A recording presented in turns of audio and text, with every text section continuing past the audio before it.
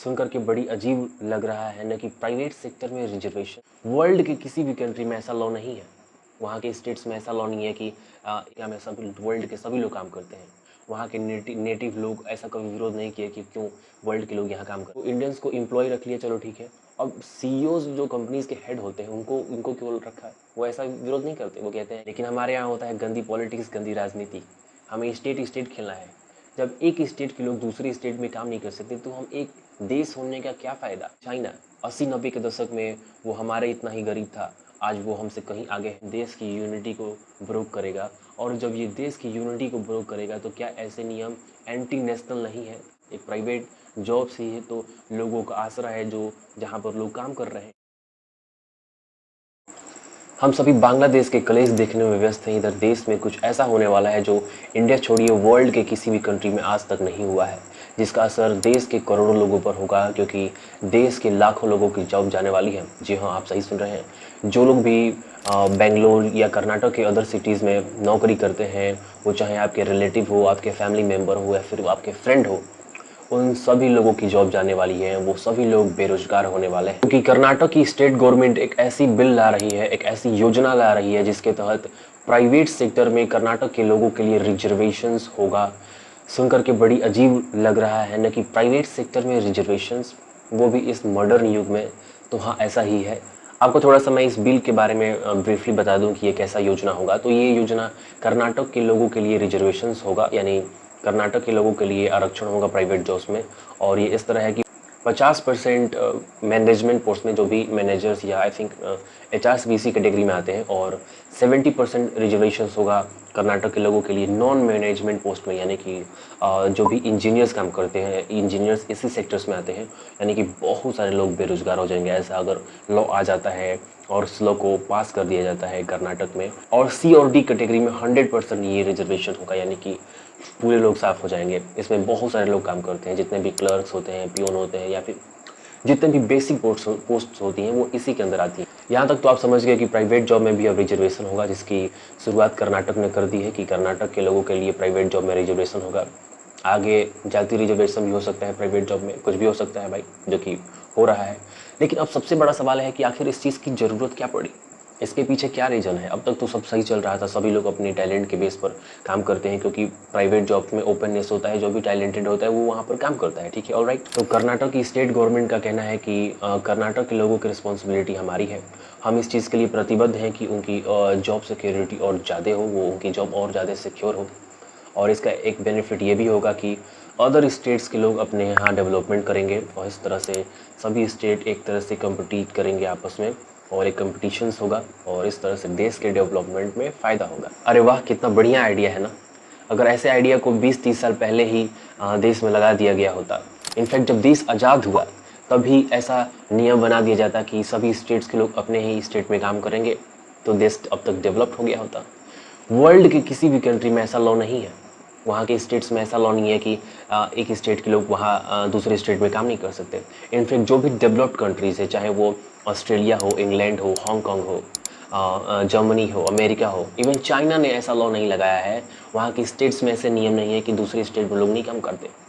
वहाँ के लोगों को जॉब सिक्योरिटी की कभी दिक्कत नहीं आई। अमेरिका में ऐसा नियम नहीं है कि वाशिंगटन DC के लोग शिकागो में नहीं काम कर सकते, शिकागो के लोग लॉस एंजलिस में काम नहीं कर सकते, लॉस एंजलिस के लोग न्यूयॉर्क में नहीं काम कर सकते। इनफैक्ट न्यूयॉर्क में वर्ल्ड के सभी लोग काम करते हैं, अमेरिका में सभी वर्ल्ड के सभी लोग काम करते हैं।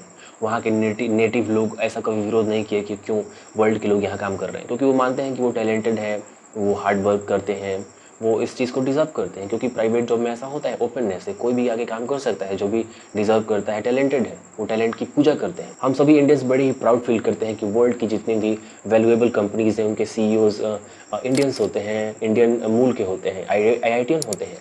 हम इस चीज़ का बहुत ही प्राउड करते हैं।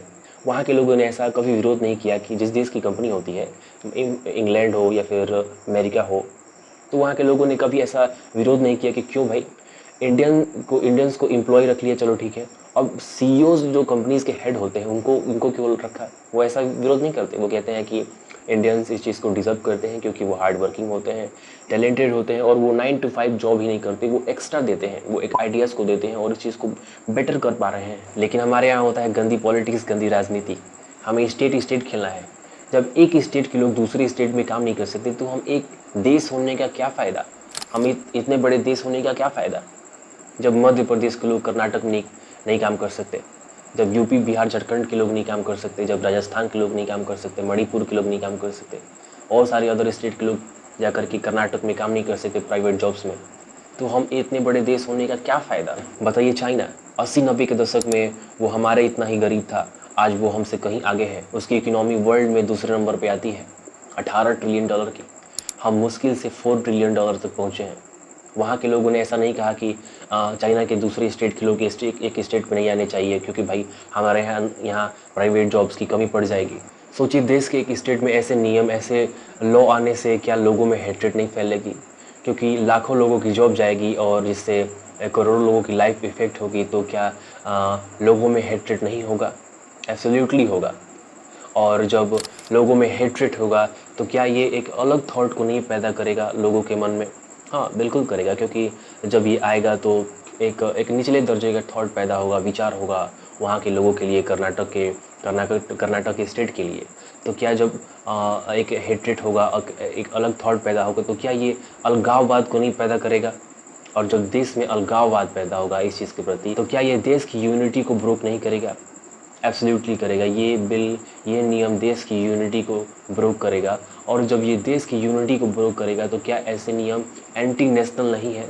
हाँ, ये नियम एंटी नेशनल है। देश के किसी भी स्टेट में ये ऐसे लॉज नहीं लागू होने चाहिए, क्योंकि हम एक देश हैं।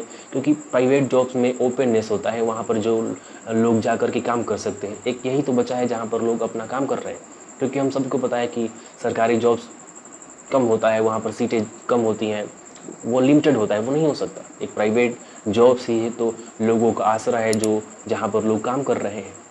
अगर ऐसा हुआ तो अदर स्टेट भी ऐसे नियम लाएंगे, क्योंकि गुजरात में कर्नाटक से ज़्यादा लोग काम करते हैं, महाराष्ट्र में कर्नाटक से ज़्यादा लोग काम करते हैं, दिल्ली में कर्नाटक से ज़्यादा लोग काम करते हैं। वहाँ के लोगों ने विरोध नहीं किया। महाराष्ट्र ने इसका विरोध किया है, वहाँ के पॉलिटिशियंस ने इसका विरोध करते आ रहे हैं कि बिहार यूपी के लोग अपने यहाँ जाके फैक्ट्री लगाए, वो अपने नेताओं से बोले। तो सिर्फ बोलते हैं, ऐसे नियम नहीं लगाते हैं। देखिए, अगर फिर भी कोई ऐसा सोच रहा है कि हम एक डेमोक्रेटिक कंट्री हैं, स्टेट जो चाहे वो नियम ला सकते हैं, ये उनका हक है, तो कोई उनका हक नहीं छीन रहा है। जितने भी स्टेट की ज़मीन है वो कर्नाटक के लोगों की है। जितने भी सरकारी जॉब्स काम कर रहे हैं, वो सरकारी जॉब्स में लोग हैं वो कर्नाटक के लोग ही हैं वहाँ पर, चाहे वो पुलिस हो, वो चाहे वो टीचर हो। जितने भी छोटे मोटे टाउन होंगे वहाँ पर कर्नाटक के लोगों की दुकानें होंगी। जितने भी डिस्ट्रिक्ट लेवल पर शोरूम्स होंगे, शॉपिंग मॉल्स होंगे, वहाँ के कर्नाटक के लोगों के ही होंगे। एक प्राइवेट सेक्टर ही तो बचता है। इनफैक्ट प्राइवेट सेक्टर में भी वहाँ के लोग काम कर रहे होंगे। तो यही तो एक जगह है प्राइवेट सेक्टर, जहाँ पर एक ओपननेस होता है। वो लोग भी यहाँ काम करते हैं जो कहते हैं कि मैं सरकारी जॉब नहीं करूँगा क्योंकि वहाँ पर सैलरी कम होती है, वहाँ पर फ्रीडम नहीं होती। वो लोग भी काम करते हैं इस सेक्टर में जो लोग कहते हैं कि चलो प्राइवेट जॉब में तो हो जाएगा, सरकारी में नहीं हुआ तो। क्योंकि यहाँ पर लोगों को एक्सीलेंस के बेस पर लिया जाता है, हार्ड वर्क, टैलेंट के बेस पर लिया जाता है, यूनिकनेस कितना है आप में, आप कितने आइडियलिस्टिक हैं, इसी पे तो वर्ल्ड चल रहा है। प्राइवेट जॉब तो वर्ल्ड को संभाल रहा है, बिजनेसेस को। ऐसा नहीं होता तो सिलिकॉन वैली में मोस्टली जितने इंजीनियर्स वो इंडियन हैं। नहीं तो अमेरिका को लोग खेत देते तो क्या होता है कि जाओ अपने देश में जाओ, विकास करो, वहीं जो करना है वो कर लो। अगर ऐसा होता कि जाओ क्योंकि वहाँ पर डेवलपमेंट की ज़रूरत है, वो ऐसा नहीं करते। वो कहते हैं कि आइए भाई, हम आपको वीज़ा देते हैं, हमारे यहाँ आइए और हमारे यहाँ अपने जो कीमती आपका आइडिया है, जो आपका थॉट है, वो हमारे देश में लगाइए और हमारे देश को और स्ट्रॉन्ग बनाइए। वो ऐसा करते हैं। तो प्राइवेट जॉब में किसी भी कीमत पर रिजर्वेशन नहीं होना चाहिए। एक ओपननेस होना चाहिए जहाँ पर कोई भी काम कर सके। देखिए, इसका ये हुआ कि कंपनीज़ के कड़े विरोध के बाद गवर्नमेंट ने इस रिजर्वेशन बिल को रोका है और कहा है कि हम इस चीज़ को एनालाइज कर रहे हैं, लेकिन इस बिल को हमेशा हमेशा के लिए रोक देना चाहिए, इसे कभी नहीं आना चाहिए। आप इसके बारे में क्या सोचते हैं, कमेंट करके ज़रूर बताइएगा कि क्या रिजर्वेशंस को प्राइवेट जॉब में लाना चाहिए या नहीं लाना चाहिए। और एक रिक्वेस्ट आप सबसे कि प्लीज़ मेरे चैनल जीरो पॉसिबिलिटी को जरूर सब्सक्राइब कीजिए। मैं अभी नया हूँ, मेरे सब्सक्राइबर्स ही नहीं हैं। अगर आप इस वीडियो को फेसबुक पेज पर देख रहे हैं तो पेज को जरूर फॉलो कीजिएगा। Thank you for being in discussion.